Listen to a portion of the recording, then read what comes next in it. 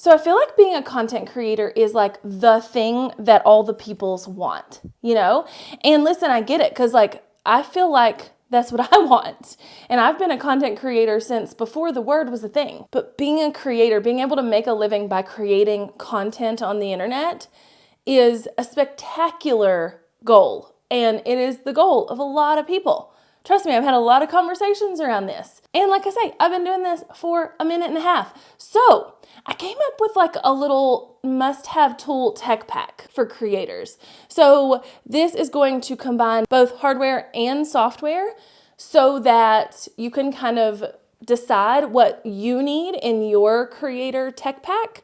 But these are my must-have tools for content creation, whether I'm creating content for myself or brands or clients in my agency, like whatever. Obviously, first things first, you need a camera. Like I feel like that's like a very obvious, like duh, Jessica, of course you do. Your phone works perfectly fine. For 99% of content that's gonna go on the internet, your phone is gonna do a really good job. At a certain point, you're going to need more of a camera, and you're gonna need it for different reasons. Like the first time I got a real camera for specifically like for YouTube was because I was having a really hard time kind of separating the videos I took here of like my kids and my family and stuff like that and the ones I needed for work. And it was like really hard for me to just like, you know, figure everything out. So I wanted a dedicated camera for YouTube specifically.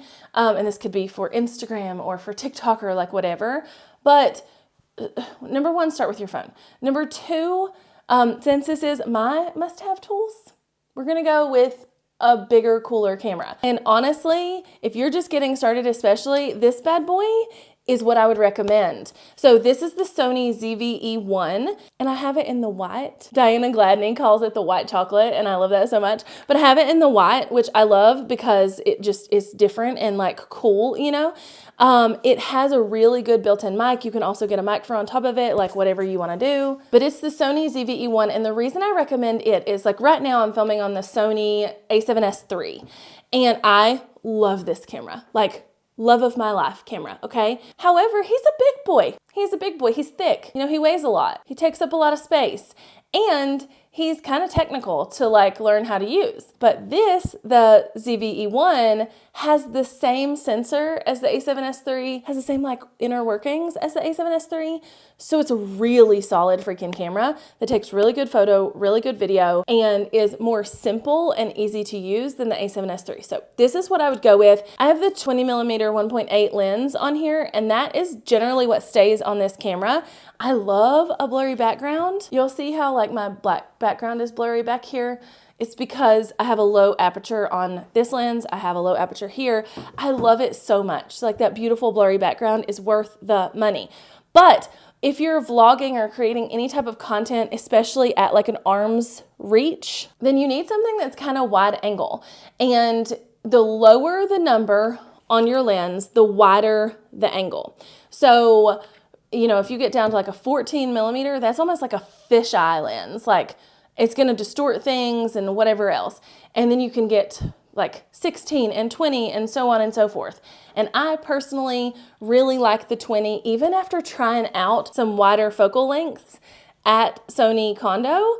I really like this one. So I don't know, that's kind of my recommendation there. If you can swing the new 16-35 G Master Mark II lens, then that's what I would do. That's actually what I have on this camera. Well, I have the old one. I have the Mark I, but it's a big lens, but it's gonna give you a really wide range of focal lengths. Like that's 16, and then I can go all the way into 35. And so you're gonna be able to get this like wide angle situation. So if you can get that and you can handle holding it, if you're going to do a lot of content creation like this, then do it. But this is my setup. So if you want to know what I recommend, this is it. It's kind of like a cool hybrid between like super technical and really awesome features and gets really good video, and really simple so anybody can use it. And we like that. This next one is a little bit, I don't know that I should even include it, but you're gonna need a computer.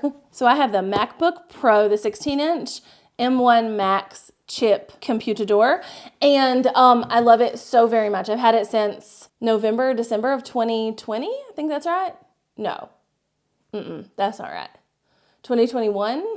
Yeah, I think that's right.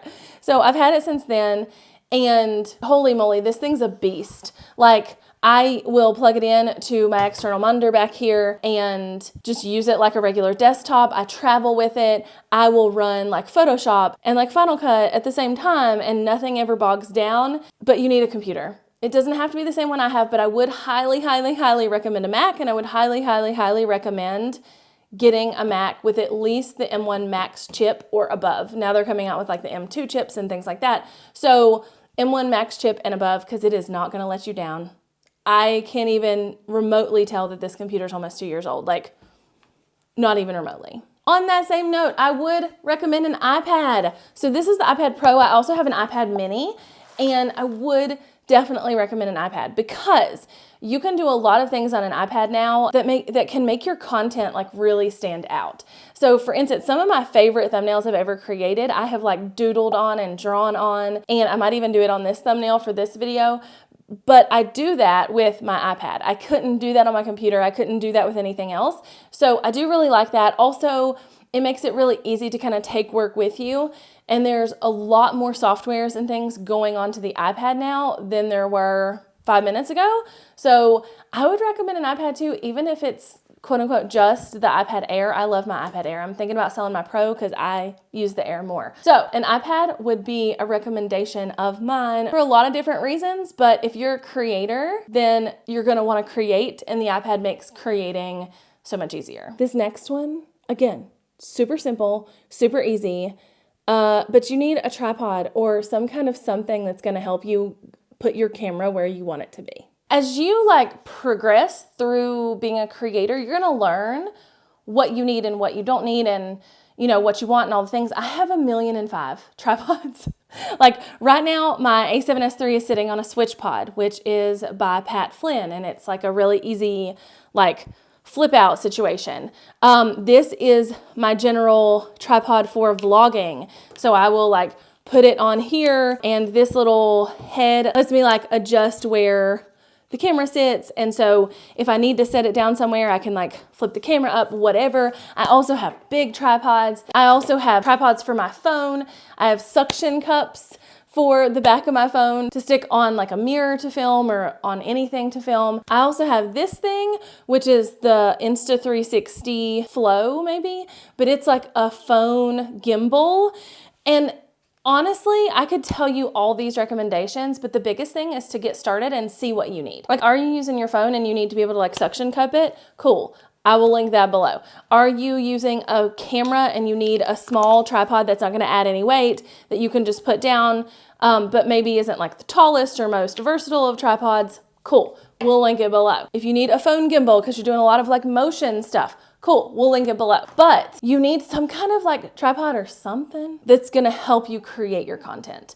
And you know, you can go as far as like car mounts and suction cup mounts and like all of these things. But I would say build it one thing at a time, because I use almost every tripod I have in different scenarios. You know, like this is for vlogging. This one I do for my kids' sports. My big tripods I'll do for like sit down talking head videos. I have a fluid head tripod that I do for my kids' sports. So like you're gonna use different things in different scenarios. So I would recommend just getting started and figuring out what you need. But I'll link several options below. And last but not least, you need 2 softwares to make all of this kind of come together. One, you need a software that is gonna help you manage your content creation schedule. So what I see so much from content creators is they're just like a fly by the seat of their pants type thing. And it's like, oh, well, I'll just create content when I want to create content.